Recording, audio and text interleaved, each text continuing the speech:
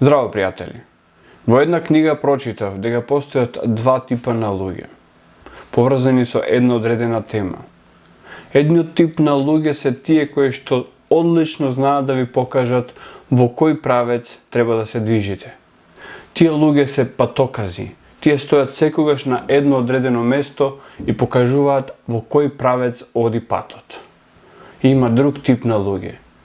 Тие се оние кои што патуваат по патот. Останува на нас да одлучиме кои луѓе се оние од кои што ќе го земеме вистинскиот совет. Дали патоказите, кои што стојат на почетокот на патот, или оние кои што се некаде на патот, кои што го изминуваат патот со сите негови препреки и неизвестности. Јас и Дарко во претходното видео мислам дека направивме едно такво исчекорување по патот. Отидовме до некаде. Изодивме одредени километри, метри во фигуративна смисла. Покажавме одредени работи. Дали кажавме се и дали разјаснивме се? Никако. Па ние не знаеме се, не познаваме се, но сме љубопитни и сакаме да истражуваме во зададената тема. А таа зададена тема, како што знаете, се криптовалути, биткоин, блокчейн технологии и многу друго. Значи, ова тема е неисцрпна. За тоа видео имаше одлични реакции. Прегледаноста, што се однесува до стандардите на мојот канал, беа рекордни. Имаше многу нови претплати, така што, охрабрен од тоа, веќе некој ден по објавувањето на интервјуто, го продолжив овој тренд со второто интервју со Стефан Савевски. Во ова интервју ќе видите еден малце поинаков начин на разговор, еден полежерен тон, еден попријателски пристап во обработувањето на работите. Исто така, може би некои од работите се повторуваат, но во добар дел видеото е оригинално изборува за сосема друга тема, односно за сосем друг аспект на истата тема. За да не ви објаснувам многу јас, ќе ви го пуштам интервјуто и ќе видите за што станува збор. И да нагласам, ова е само почетокот. Има многу пред нас. Доволно е да ја имаме храброста за патувањето. Уживајте. Океј, пријатели, повторно сме во едно YouTube интервју каде што се гледаме со мојот соговорник на Skype заради далечината. Овие интервјуа почнаа со мојата објава во групата Криптовалути Македонија, каде што реков кој сака да се пријави за интервју на мојот YouTube канал и не сум бројал никогаш колку луѓе имало таму во таа група, од неколкуте илјади се појавија неколкумина. Сега нема да кажеме колку, на крајот ќе видиме колку интервјуи ќе се случат. После интервјуто со Дарко, сега го имам Стефан Савевски од Куманово. И пред да навлеземе, значи, во она што треба да биде јадрото на ова интервју, јас ќе му оставам на Стефан да се представи кој е, што е и како тој дошол во допир со крипто светот и со биткоин, со блокчейн технологиите, па повели Стефан. Здраво на сите. Значи, јас сум Стефан Савевски, сум од Куманово, имам 23 години, последна година на студирање на електро, така да мојот допир со технологии е скоро и одамна. Задните 5 години, само уште дипломска ми фали, што би се кажало, тоа што сите го зборат. А мојот допир со блокчейн технологија беше отприлика пред скоро 10 месеци.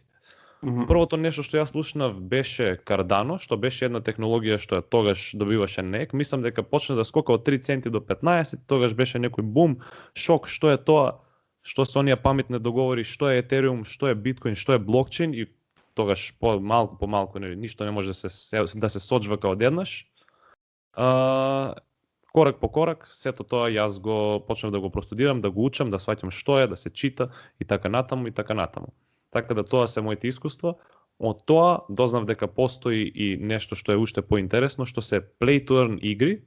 Практично тоа ти играш игра и самиот систем тебе те наградува со одредени блокчейн айтеми што може да се сменат буквално за фиат, долари, денари, евра, што сакате. Така да тоа е една неоткриена технологија, барем мислам кај нас, за да може потоа да се простудира и да се продлабочи многу подлабоко баш. Добро, Стефан, значи, ако ти е проблем литературно, можеш слободно на Кумановски, нема да има никаков проблем. Ајде, може, Значи, оно супер. Још е, боле, нема да кршимо език.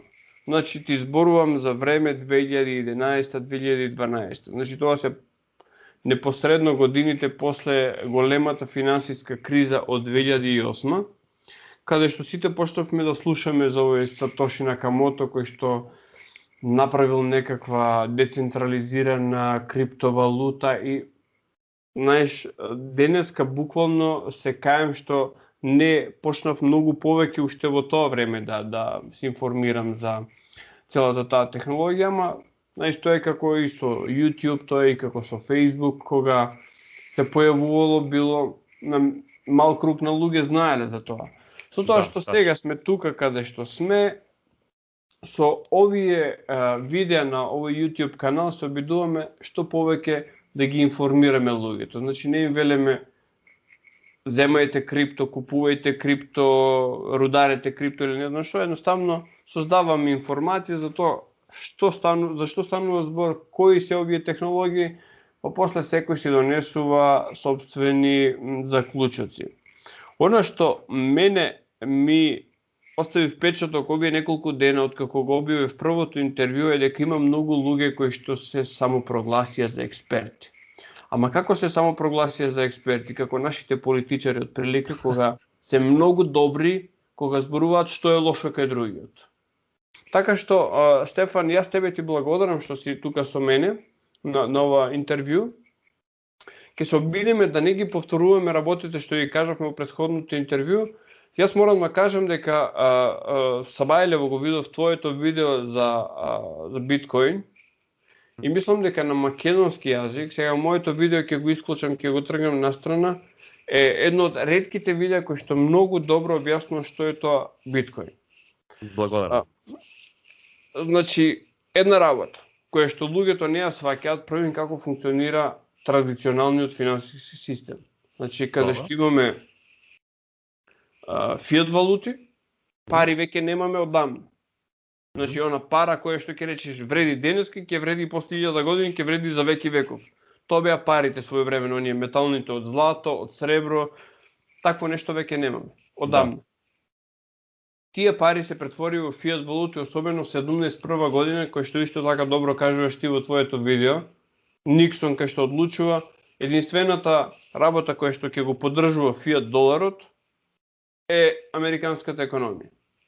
А фиат доларот 44 година во Бретон Вудс, јас тоа во едно мое видео го објаснувам, се договорија сите други земји да го користат како резервна валута.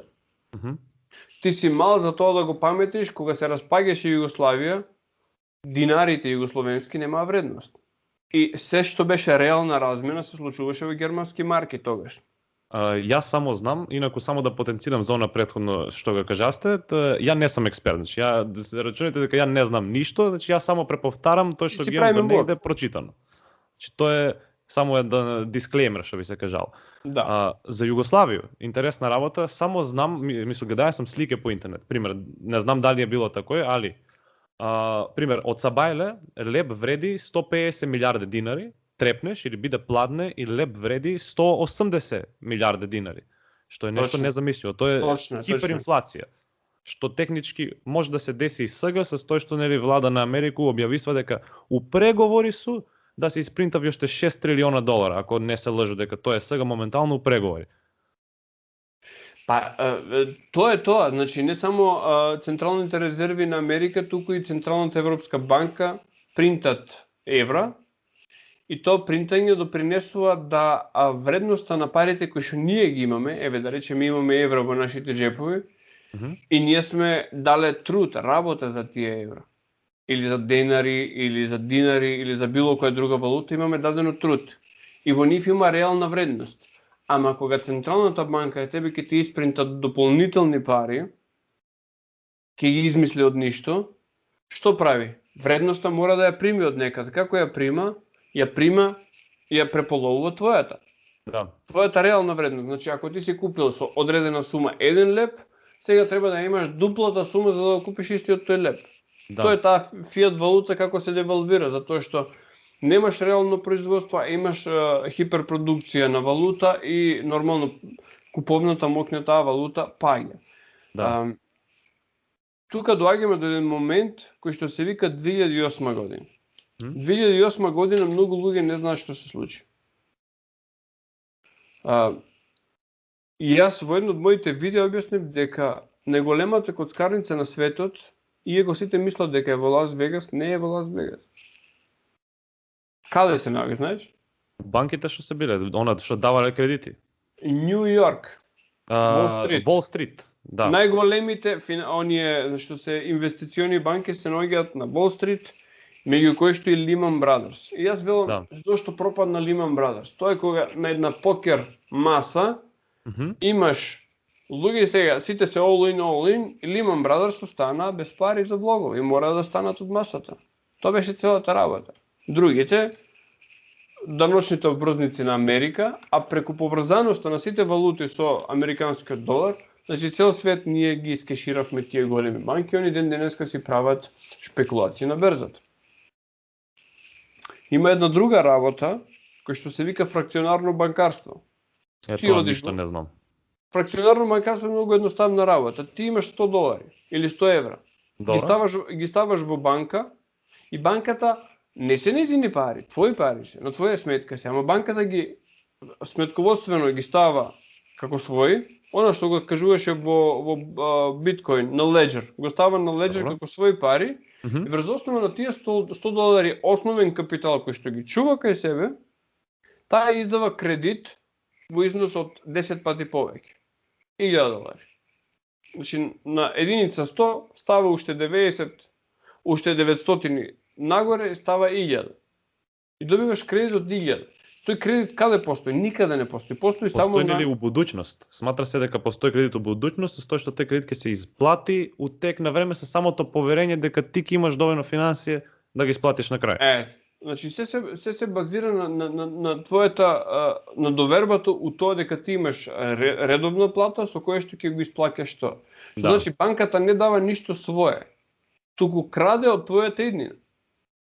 Краде од твојата иднина, буквално ти вика: дај ми дел од твојата иднина и јас ќе имам моќ, имам законска моќ да ти ја трансформирам директно, да ти ја дадам реално пред тебе, а ти ќе ми ја вратиш назад со камата. Што значи? Фракционарното банкарство, ти даваш 100, врз основа на тие 100 јас земам 1000, а тие 1000 се земаат од мојата иднина. Сега. Многу убав начин на објаснување. Централната банка ги нема создадено тие 1000, Централната банка има создадено само 100. Тие 1000 се измислени, не постојат, сметководствено само постојат. Што значи? Единствениот начин да овој систем функционира е инфлација. Затоа викат, 1 долар пред 100 години чини колку 100 долари денес. Нелогично е. Нелогично, да. Ние викамо дека куповна моќ му е опаднала, а уствари не, и тоа е тачно. Дали беше дека куповна моќ на долар беше паднала 25 пута од 71 до сега? Мислам дека нешто такое треба да биде. Треба да се проверат цените на одредени производи кои што се, на пример, типичен Шевролет од тоа време и типичен Шевролет од денес за колку пари се купува и треба ќе се направи, да речеме, едноставна споредба, ама не е изненадливо да е опаднато толку. Да.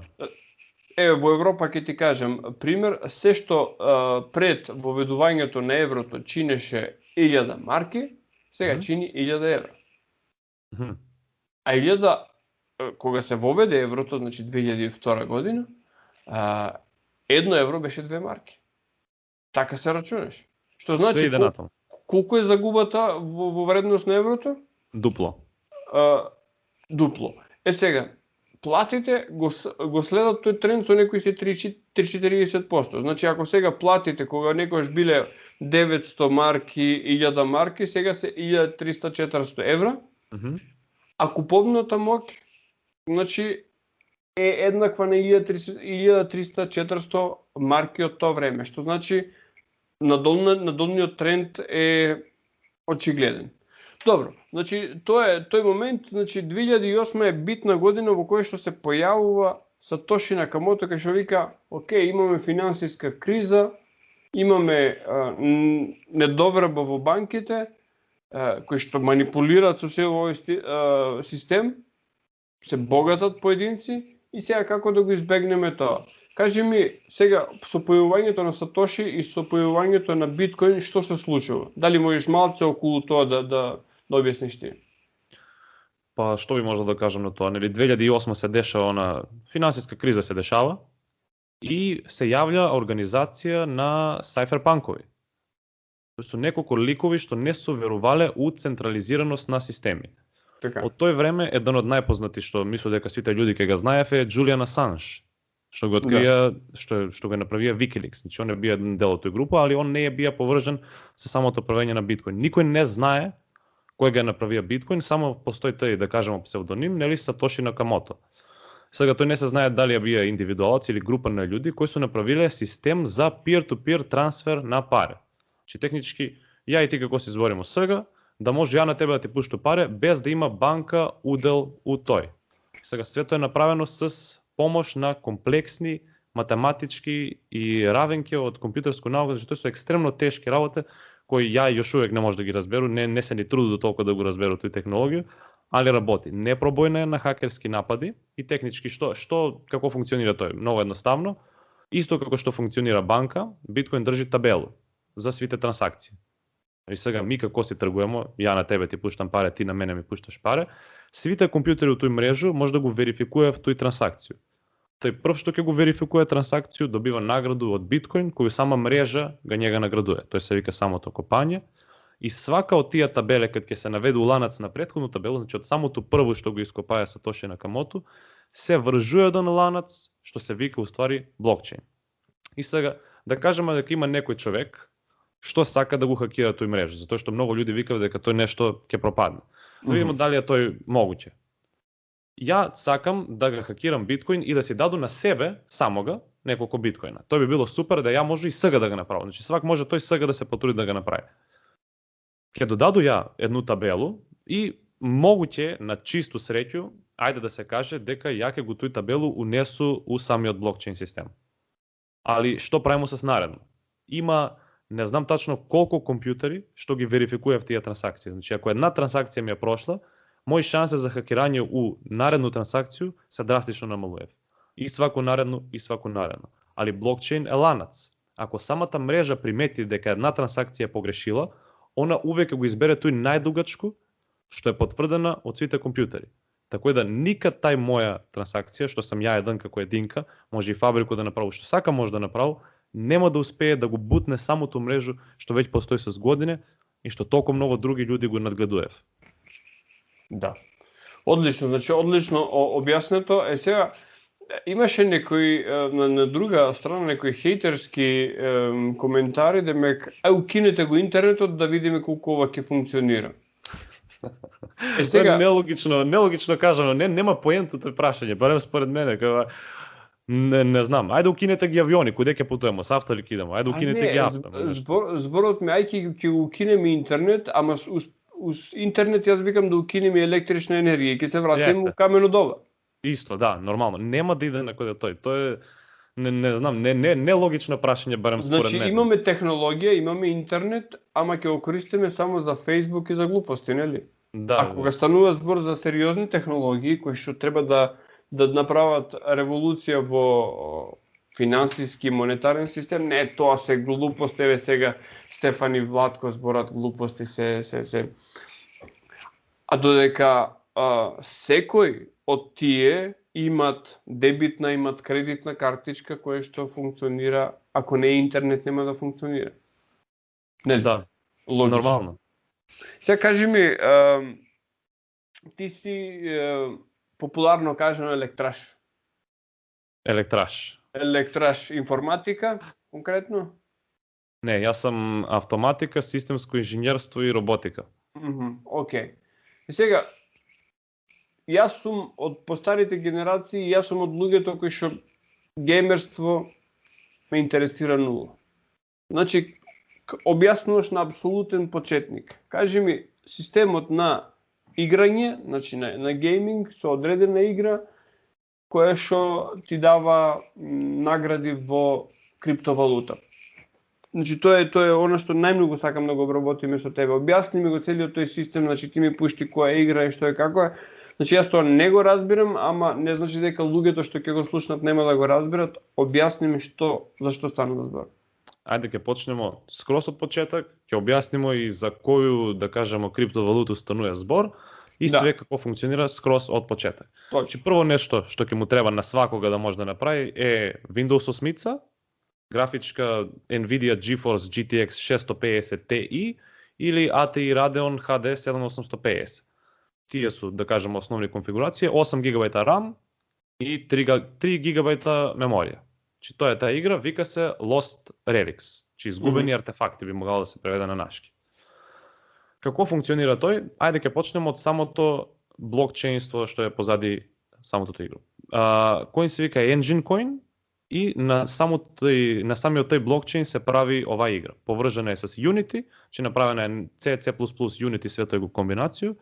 Како функционира све тој ти да играш игру и она на тебе ти даде пари. Тоа е многу чудно, нелогично е, али ајде ќе почнеме од почеток.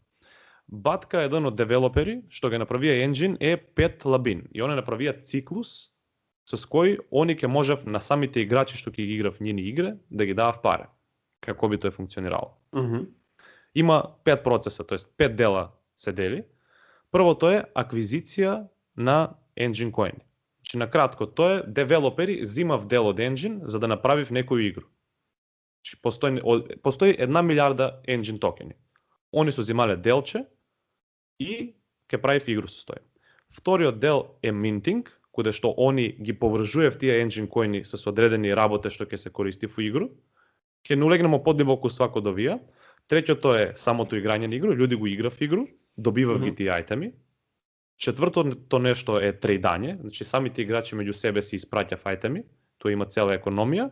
И задњото нешто е melting или топење на тие айтеми за да се добие основниот engine coin, кој има вредност. Моментално мислам дека еден engine вреди $1.60, максимум беше $3.2.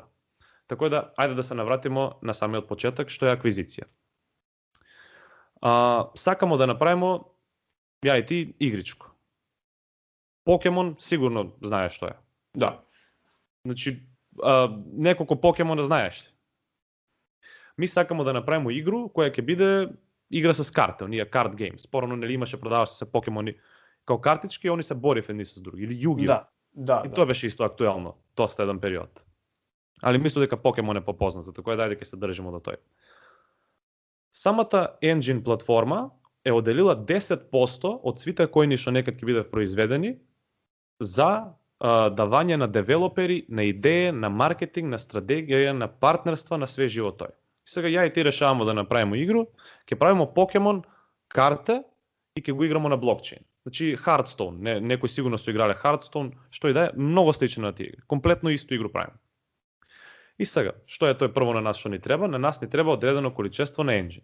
Ми идемо докуде нима и ги кажуваме, на нас ни треба толку и толку енджини, ми имаме едну идеја да направиме Покемон игру.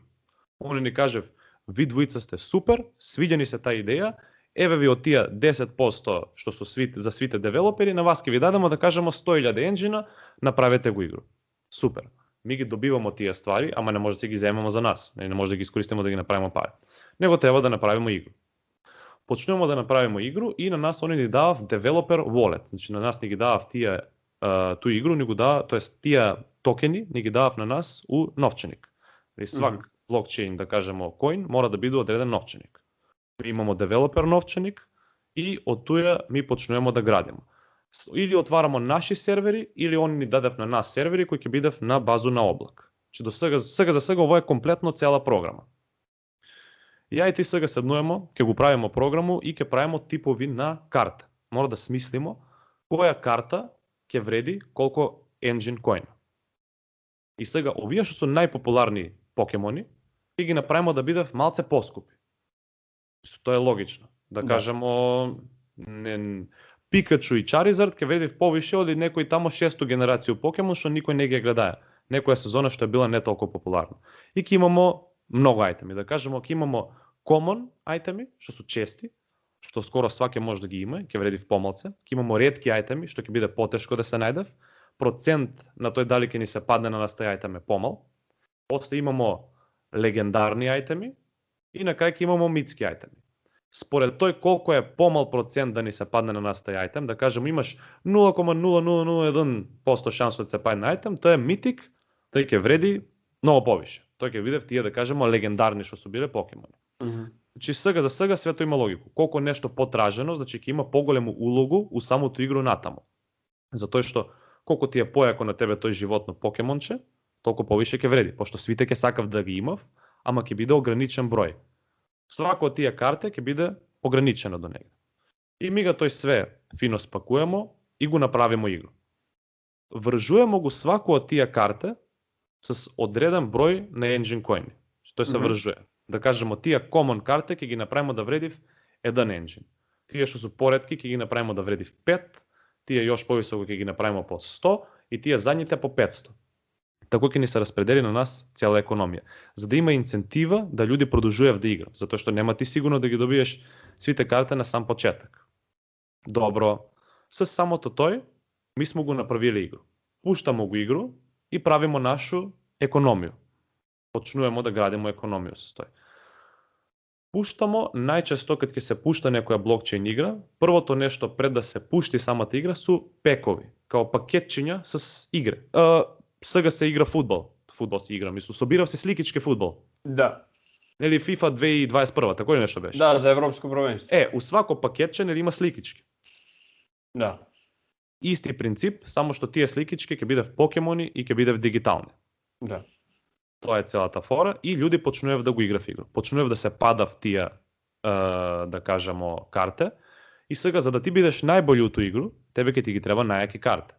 И некои луѓе су спремни да платив доста големи суме за тие карте, за да он биде најак. Мисло, тоа смо го виделе у Counter, у сви овие што су pay to win игре, WoW, Metin, Diablo 2, што и да е свака скоро игра, се има такву отприлике економија. Само што тие ајтеми не су вржани за блокчейн. Луѓе што су играле Counter, сигурно ти си играе Counter како помал. Да. Че пуцаш се, замисли дека у Counter има пушка, калаш, кој е ставен на блокчейн и автоматски ти го зголемува шансу за погаѓање у главу за 50%. Значи, он на тебе маус ти га мрдне 50% поблиско до главу. Да. Има луѓе што би платиле многу големи суме за да ги има тој. Точно е дека има такви луѓе. На исти принцип би функционирало и овој. Што би се дешавало? Значи, падав ги се тие ајтеми на луѓе и сега он имав неколку опции што може да правив со тие ајтеми. Еве да кажемо конкретно, ќе се навратимо на Lost Relics. Тоа е игра каде што ти го играш, идеш у одредени, да кажемо, како би се кажало, пештера, и у пештера има животинки. Ти тепаш животинки с некој мач. Значи, обичен мач, тепаш ги. Може да ти се падне, случајно, мач што кога ќе удари, ќе пушти торнадо. Тој мач вреди 90 или 150 енджин. Тој ти тебе прави многу појак у самото игру и може да улазаш у појак данжон, да добиеш још појаки ајтеми. И таа игра технички нема крај, пошто нема лимит на колку левели може да имаш.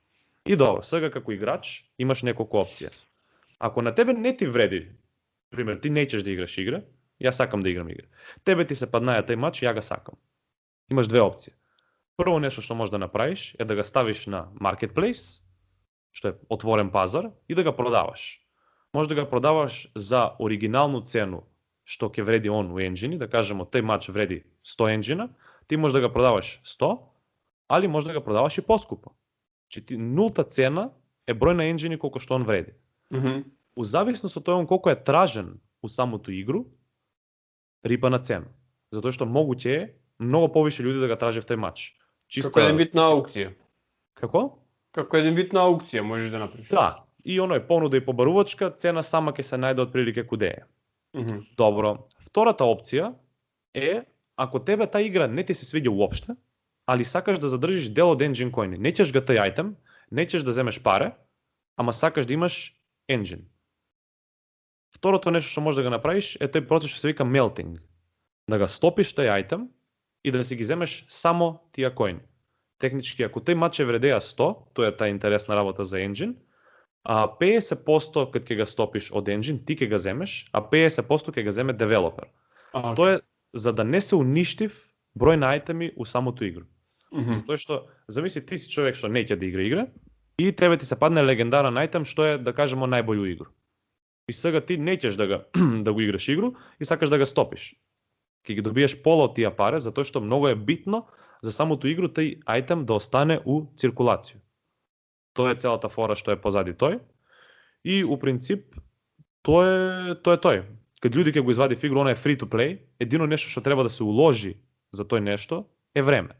И не е само таа игра, него ги има моментално околу 10 кои су доста профитабилни ако се улегнае на време. Сега е малце потешко, али ќе има евенти, настани каде што девелопери правив многу луди работа и се давав многу пари како ништо.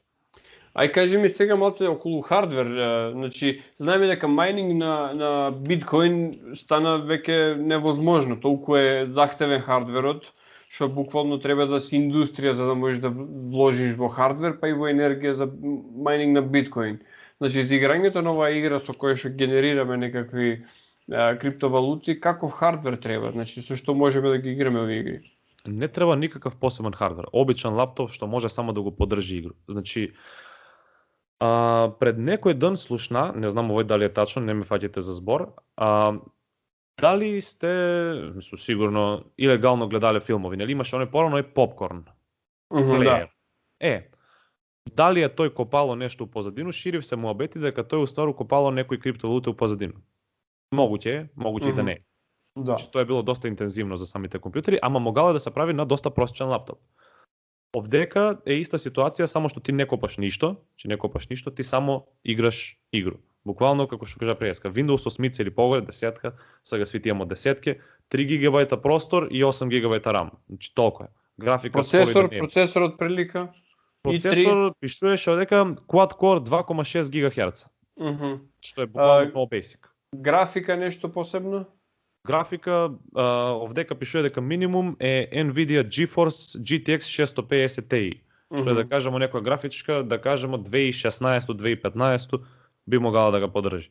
Да, добро. Значи не е нешто специјално посебно, значи како што кажуваш дека се обични лаптопи и домашни компјутери. Да. Кажи ми сега една техничка работа. Дали еден лаптоп и еден фиксен компјутер со истите перформанси има разлика во тоа колку многу добро работат? Конкретно за мајнинг? Нема разлика? Нема никаква разлика. Зависи си среќа. Нема врска да речеме збиеност на компоненти па поголемо загревање и такви работи? Никаква разлика. Апсолутно никаква разлика. Тоа е исто како не си играе Кантар. Кантар моментално има на апгрейд, онај 1,6 сви што ги игра, сега има CSGO. Завршиш с парти, они дадат на тебе некој пакетче. Ти кога ќе го отвориш тој пакетче, можеш да добиеш некој рандом айтем, скин за пушку, да ти биде калаш лилаков, место не обичен. Тие айтеми исто вреди впуно, али не со блокчейн. Такав стил. Тоа е целата фора. Тоа е све што е поврзано на овој игра. Добро, значи, еве се кажи ми на многу конкретна и многу интересна работа, кога некој сака тоа што го има заработено како крипто во оваа игра. Кога сака да го извади како реална валута. Како функционира тоа? Супер што ме праша, јас за малце ќе забравиш. Прво се даунлодира Engine Wallet. Значи мора да се поврже Engine Wallet с самото страно, со самиот акаунт. Значи твој акаунт ќе си го повржеш с Engine Wallet. Тоа е на телефонна апликација. Сите што не су направиле некад Wallet, треба да знаев дека тие 12 или 24 збора што ќе ги дадев, може да се запишев на неколку места, на лист хартија, куде било на сигурно место, затоа што ако тој се изгуби, губите ги сви пари, губите ги сви ајте. Значи тоа е нешто неопростиво. Откако се има тај Wallet, може да се префрлив од тамо на другога човека, како што кажавме на Marketplace, има еден посебен Marketplace, вика се enginex.io, мислам дека беше. Таму се листав тие ајтеми за продажба. У момент кога ќе се продадев, може да стигнев паре на ваш Wallet. И сега или може Engine да се префрли на одредено берзу, на берзу да се продаде и да се земе понова паре назад. Може да се врши exchange, у Engine Wallet мислам дека има 4 валута дозволено.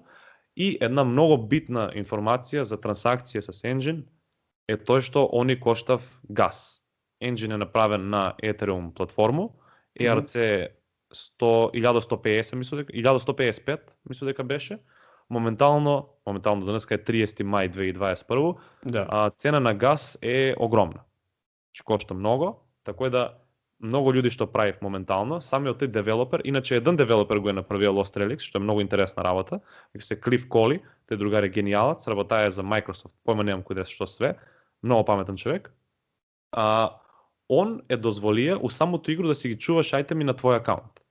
Технички нема никаква интерференција да има од негову страну, све си стои на твој акаунт и у момент кад цена на газ ќе биде поевтина, има сега еден апдейт, што се дешава, вика се JumpNet, каде што нема да има газ, поготово за енџин, ќе можеш да си ги префрлиш ајтеми за скоро без паре на твој wallet. А иначе сега ако пробаш да ги префрлиш, ќе кошта газ.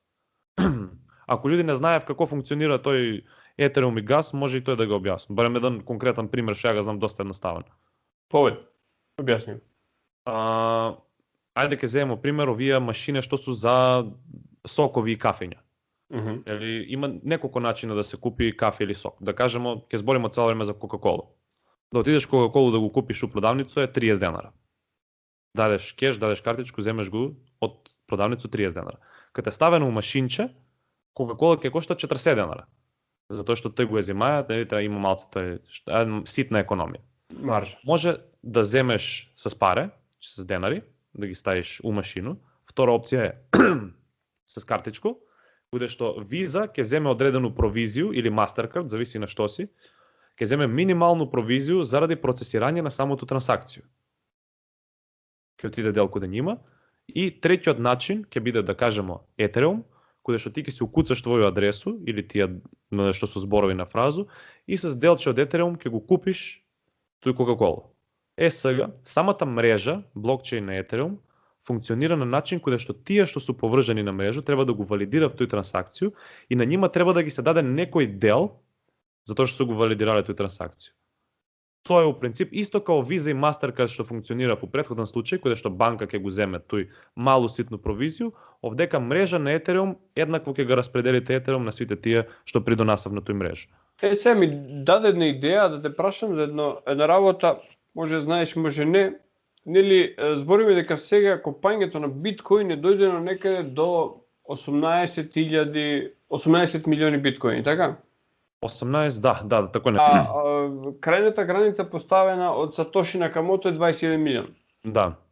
Сега се претпоставува дека тие 21 милион ќе бидат постигнати кога јас и ти нема да бидеме живи, иако сме релативно млади. Значи, да. 2100 и некоја, ама кога ќе се постигне тоа, значи сега мајнингот е начин нели се верификуваат тие трансакции и всушност преку верификување на тие трансакции се добиваат биткоини како награда. Тоа е мајнингот, така? Да. Сега моето прашање е што ќе се случи кога ќе се постигне крајниот број на биткоини, како самите мајнери, односно тие кои што ја одржуваат мрежата, како ќе бидат наградувани? Дали тие ќе бидат всушност тие кои што веќе постоечките биткоини ќе земаат мал процент на сличен начин кој што го објасни сега со Visa Mastercard, ќе земаат мал процент на провизија од постоечките, па на тој начин ќе се одржува мрежата. Дали е така или поинаку? Мислам дека да, и мислам дека тако е наведено у самиот white paper на биткоин, затоа што до тој годину, мислам дека ќе беше 2149 година, кога ќе заврши све тој.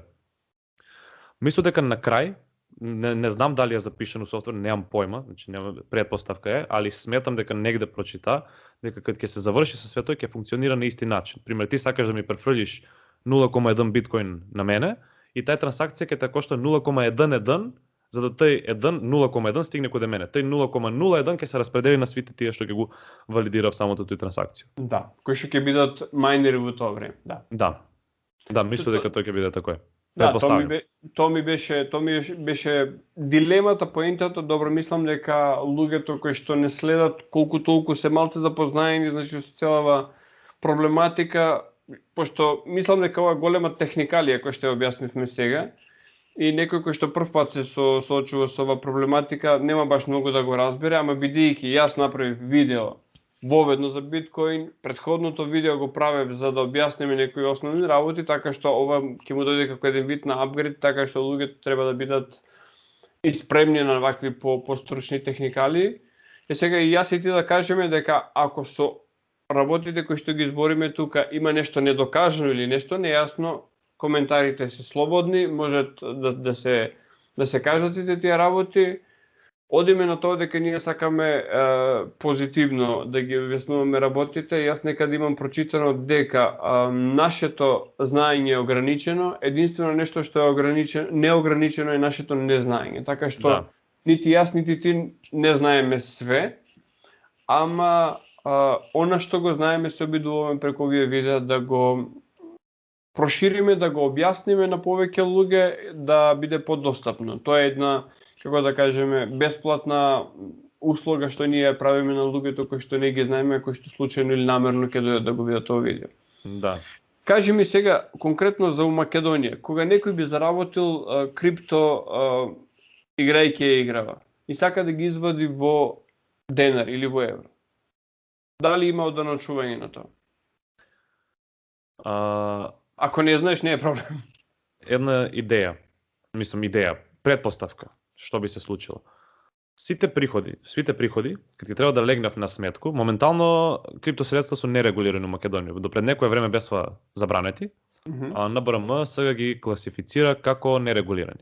Значи, едини начин, според мене, барем би било, ти идеш у банку и примиш ги пари на твоју сметку. Кога ти стигнев пари на твоју сметку, они ќе стои као нераспределени средства.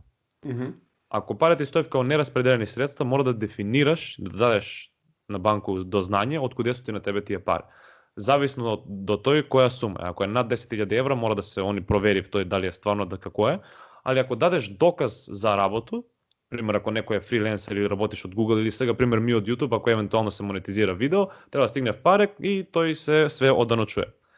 Мислу дека моментално е персонален данак од 10%. Значи, во момент кога тие пари ќе легнат на сметку и кога отидеш у банку, треба УЈП да се пријави 10% персонален данак на тие пари што се легнале на тој сметку. Тоа што нема закон, нема никаква регулатива. Мислу дека чак на после август ќе има некоја каква било регулатива, имаше у тај група криптовалути Македонија нешто дека ќе се дешава, али да пробав да намалив црн пазар с криптовалута, што мисли дека се одвива тоа, немам појма. Види, црн пазар со криптовалути. Добро, ние касниме за многу работи. Каснимо, да. Знаеш, еве сега ќе ти кажеме една работа истражувајќи за биткоин порано. Значи, една работа која што многу се поврзува со биткоин е Silk Road. Може имаш слушнато, може не. Mt. Gox и Silk Road се две најпознати работи што се знаев од оние тамни страни. Сега Silk Road го поврзуваат со биткоин и вика види каде се користеше, што, како, каде. Дали знаеш која валута на светот се има најмногу употребувано во најцрни, во најлоши цели? Долар? Амерички долар. Хард копи амерички долар. Значи, нарко дилери, криминалци, се можно. И сега треба ние да речеме дека доларот е лошо средство само заради тоа. Било која работа, валута. Еве ќе ти кажам пример електрична енергија. Ќе се вратиме малце назад во времето. Значи, борба на струите. Доцен 19 век, ран 20 век, го имаш Едисон кој што е постар, кој што фура еднонасочна струја и го имаш Тесла кој што е помлад, кој што фура наизменична струја. Ти како електраш, мислам дека супер ме разбираш. И сега, бидејќи наизменичната струја, денеска знаеме дека имам толку многу предности пред еднонасочната струја. Пред се преку можноста за пренасање на големи далечини поради трансформаторот и редица други поволности, нормално дека била супериорна и дека има згазено како технологија еднонасочната струја. Затоа што природно во генераторите секогаш се создава наизменична струја. За да имаме еднонасочна струја мора да се користат исправачи и слични работи и самото тоа ствара загуба, да не збориме колку се прави загуба кога ти имаш од поларитет плюс кон поларитет минус да се пренесува. Сега, Томас Едисон, не сакајќи да признае дека новата технологија е подобра, што правил? Правил електрификација, односно убивал животни, конкретно слон и му убиено. Па и слон и му убиено. Една од неголемите слон има убиено, има слики по интернет, можеш да провериш. Јас знам зајци у кафези што ги шокирал за граѓаните да видат дека уствари тоа е лошо. Сега, едно од најголемите и најнеславните инвенции кои што се врзуваат за името на Томас Едисон е електричниот стол. стигнал до тоа да го потпише патентот за електричен стол само за да направи штета на тоа што е ликот и делото на Никола Тесла. Денеска знаеме дека неговиот пат бил погрешен. Значи каде може да ги одведе луѓето егото. Така го имаме сега го имаме овој момент, значи нова технологија која што некој не ја разбира како функционира, по секоја цена сака да ја оцрни. Да. Затоа велам, со американски долари се платени толку многу нелегални работи и никому ништо, а одеднаш доаѓа биткоин само затоа што некој го користел да плаќа на Silk Road, одеднаш станува проблем. Повторно, некој ако отиде на црниот пазар, најмногу се тргува во долари, точка. Криминал никад не може да се искорени. Значи, тоа е еден дел од људско природа што никад нема да може да се искорени. Тоа е исто како зло. Така да не е проблем у самото технологија, него друг да е проблем. Тоа исто како да каже некој дека само пиштолј е крив за убиства. Не е пиштолј, остави ти пиштолј сам по себе, ништо не може лошо да направи. Кад човек го земе пиштолј и кад ќе пукне, тек станува криминал. Така да уште е попрактично, со нож можеме да сечиме лепи, можеме да убиваме луѓе, нели? Да. Исто е. Све е тој како ти го користиш. Општо интернет, ајде да кажеме, Facebook, користив го Facebook свите за нормални работи, некој пишува лажни вести, некој лже, некој прави превари. Тоа не значи дека Facebook сам по себе е лош. Не треба кривица да се тражи у самото технологија, барем според мене. Во употребата, дефинитивно генерално, значи било која технологија, значи не само технологија, се во природата е неутрално. Самата употреба е позитивна или негативна. Да. Нели? И тука нема дилеми. Добро, кажи ми, ти освен играњето на оваа игра, дали имаш практично искуство со други криптовалути? Дали имаш некој крипто? Buy and hold, што би кажале. Добро, кои валути и на која платформа, кажи ми? У Македонија е дозволено, единствена платформа на која може да се купи е CEX, така да ја имам купувано на CEX. Bitcoin, Ethereum, Cardano, Zilliqa, Engine, Chainlink, малку Litecoin, Polkadot и тоа е отприлика. Моја портфолио е доста мало. Добро. Немам ни толку многу финансии колку што ја може да ги уложи у све тој, али малце по малце се тој гради. Јас со луѓето со кои што сум во контакт на темава, значи јас имам колега на работа кој што своевремено со обичен компјутер има правено майнинг на биткоини, има продадено неколку биткоини на eBay. И луѓето на кои што ги има продадено биткоините на eBay, бидејќи ги има продадено преку PayPal, имаат направено дека немаат добиено тоа за кое што платиле, како се вика на PayPal. Значи кога имаш можност да речеш, добро, јас не ја добив услугата, PayPal ти ги враќа парите. Withdrawal. Withdrawal, така.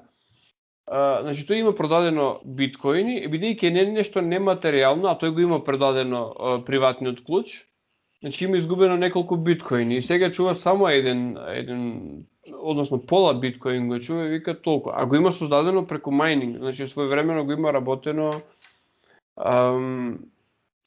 биткоинот кога бил ситни пари, $200-300, нешто така. Значи, можел да го создаде со обичен компјутер и го има создадено и сега вика јас веќе не чепкам ништо, не купувам, не продавам, ова го чувам за пензија. Кажи ми сега, со овој момент купувам и чувам да порасне. Дали не создаваме еден проблем на криптовалутите, односно ги блокираме во можноста да станат средства за реално плаќање и купување, за размена? Зависи кој. Некој се користив, некој не се користив. Ethereum мора да се користи. Bitcoin проваѓа, ќе направам видео, ја за тој планирам, да бива више store value, да чуваш ти вредност у нешто како злато, буквално дигитално злато. И многу луѓе претпоставljав дека ќе го надмине и функцију на злато, затоа што ќе може да се тргува и сите да ја гледа. Некој, пример да кажеме други, мора да се користив. Многу ствари функционира на Ethereum, тој мора да се користи за да функционира самиот блокчейн. Така да некој ќе ги користимо, некој ќе ги чувамо. Чекамо да се намали цена на газ за да се користи повише енџин, чекамо исто да се намали цена на Ethereum, тоест цена на газ на Ethereum, нов апдейт 2.0 да видиме што ќе биде се стои и тек така ќе пресудимо кој ќе ги тргуваме, кој што ќе правиме. Ја не сум човек кој сака да трейда, не сум баш по тој. Јас сум доста поедноставен човек. Така да ќе видиме. Технологија е уште у процес на прифаќање. Така да што поголем дел зграбиш сега, у момент кога ќе биде прифатена, ќе има поголему цена. Така да тоа е проблем за 10 до 15 години, ќе видиме до тој. Добро да, ние ќе бидеме малце постари, малце поискусни и Да. ако направиме нешто сега ќе ни значи нешто за тие 10-15 години. Да. Последна работа од овие криптовалути кои што ги спомна, сакам малце да пошто рече дека го имаш во портфолио Cardano. Пошто Cardano е релативно ефтин коин моментално, релативно евро 20 Долар 30. 60 денеска мислам дека беше. Тука се движи, значи нешто што јас го имам во мој портфолио и затоа сум многу заинтересиран да разговарам на тема Cardano, значи кој е еднината на Cardano и зошто толку многу луѓе веруваат во Cardano, а е релативно ефтин, да речеме во однос на Ethereum и Bitcoin па и на многу други многу поевтин. Cardano си има love-hate relationship, според мен, или ќе га сакав луѓе многу, или ќе га хейтав луѓе многу, тоа се зависи реално од човека и зависи кој што се размислува за будуќност. Така да еден од интересни податци е дека моментално 70% од свите Cardano коини се стейкав. Значи они се пуштав назад у мрежу, барем нели свак може да се извади Daedalus Wallet или некако се викаш нешто беше онлайн у браузер. Нема појма како да се викаш. Али Brave. моментално, како? Brave. Не, Brave е за Basic Attention Tokens. Аха. Има два волета има за Cardano. Еден е Daedalus, а вториот не се сеќам како беше. Аха, окей. Иначе ја користам Brave, интересна работа што не подсетите, свак може да се извади Brave, Basic Attention Token и буквално само за складање нема рекламе. Многу интересна работа. Да, назад на Cardano, мислам дека 70% или 60%, немам појма тачно која процентажа, од тие коини се стейка. Значи ти кога ги пуштиш коини у Daedalus, имаш одредени пулс. И сега тие пулс ги користи во одредени организација да гради в некој платформа. Што ги е cilj на нима? Прво да ги описмени, не баш да ги описменив. Не знам кој би бил убав збор да се каже за тој. Да ги даде шансу на земје од трети свет да се кандидира на слободен пазар на цел свет. Затоа што замисли да си човек у Африку, немам појма, Конго, немаш пари ни за леп, а сакаш некато живот да постигнеш нешто и сега тие пари или зимбабвеан долар што вреди на 500 милиарди треба да носиш кесе долари, што цело време губив на инфлација. Барем некако се труди да ги помогне на тие држави од почеток. Мислам дека сега направисува буквално договор со Зимбабве или немам појма што, да ги дадев некако шансу на тие луѓе да просперира во свет. Да. После тој ќе се дизав на повисоки земји. Значи технички има многу време до комплетно прифаќање на Cardano. Има неколку ере у кои се тој развива. Сега моментално мислам дека е Goguen. Комплетен DeFi мислам дека да се направи, Decentralized Finance што се вика. Smart Contracts мислам дека ги завршисува. Интересна работа за тој е самиот девелопер. Човек кој га предводи тој е многу интересен. А у реалност, кога некој сака да инвестира у нешто, треба да знае све за njega. Не само будуќност, не само тоа што планирав да направив, него и кои су тие луѓе што го водив. Чарлс Хоскинсон е човек што работае на Ethereum заедно со него Виталик Бутерин. Коосновачи е на Ethereum и решија да направи нешто свое и според njega и според многу други што веруев у Cardano, дека е боле од Ethereum. Можда е, можда и не е. Будуќност ќе докаже и уште се гради. Така да све тој зависи од самите луѓе, што они сакав, како сакав. Има тоа многу интересни дискусија што може да се води и се води на интернет, карав се свакакви луѓе, али ја не би да не влазам тој, свак може да се истражи колку што сака, ми само дискутираме. Не, Стефан, ние ќе си го кажеме нашето, ќе го ставиме тоа онлайн, па луѓето можат, знаеш, да се испотепаат за тоа што сме го кажеле ние, знаеш како одам јасно тоа дека треба да има плурализам на мислата. Секој да си го каже своето мислење, јас моето мислење ќе го кажам, може нема да се согласам со твоето, ама ќе го бранам твоето право да го кажеш твоето мислење, тоа е многу важно. Да, тој беше одличен цитат, дали беше, кога беше кажајате цитат? Брайан Роуз. Такој нешто беше. Лондон Реал. кога разговараа со Девид Ек, вика, Девид Ек, јас може нема се согласам со тебе, ама ќе се борам за твоето право да го кажеш твоето мислење по секоја цена. И тоа е многу важно. Значи, ако збориме за некаква слобода, а мислам дека криптовалутите работат на таа слобода, да се ослободиме од тие кои што јас ги викам планетарни господари во некои од моите видеа. И сега, гледам дека има технологија која што овозможува да ние направиме некаква алтернатива на тоа, и сакам што е можно повеќе да придонесам за едукација. Затоа што не знам дали го знаеш Майк Малуни. Не. Майк Малуни ќе ти препорачаме многу добар документарец, значи серија од документарци, и гледачите може да го видат тоа, се вика The Hidden History of Money. Само секунда, јас имам едно листче. Ќе го имаш на видео, ќе го слушаш. The Hidden History of Money, Майк Малуни. Тој е човек кој што заговара, значи, за штедење во благородни метали, значи злато и сребро пред се, но е толку отворен што во таа негова емисија каде што прави, значи, документарен серијал, отиде и се информираше и за криптовалути, конкретно за биткоин и така натаму, и во едно од моите видеа јас имам искористено дел од неговата емисија каде што го објаснува дилемата за византискиот генерал. Тоа е од негов серијал превземено.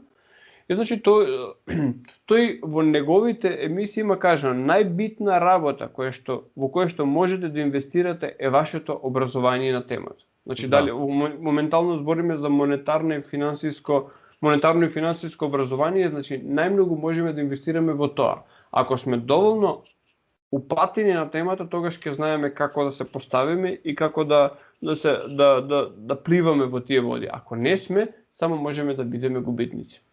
Тачно. Многу убаво кажам. Сега, последна работа што сакам да те прашам и после ќе го завршиме видеото, ги спомна оние smart contracts. Бидејќи мислам дека не е доволно објаснето, а зборевме ние и со Дарко дека криптовалутите не се само валути, значи не се само средство за размена, туку носат соодветен степен на демократизација на други работи. Еве, smart contracts, што се? Јас смарт контракт моментално не може да го објасни убаво, а не би сакаја да се нафату нешто што не може да го објасни убаво и да почну да го објаснува, знам дека сам ќе се заглава.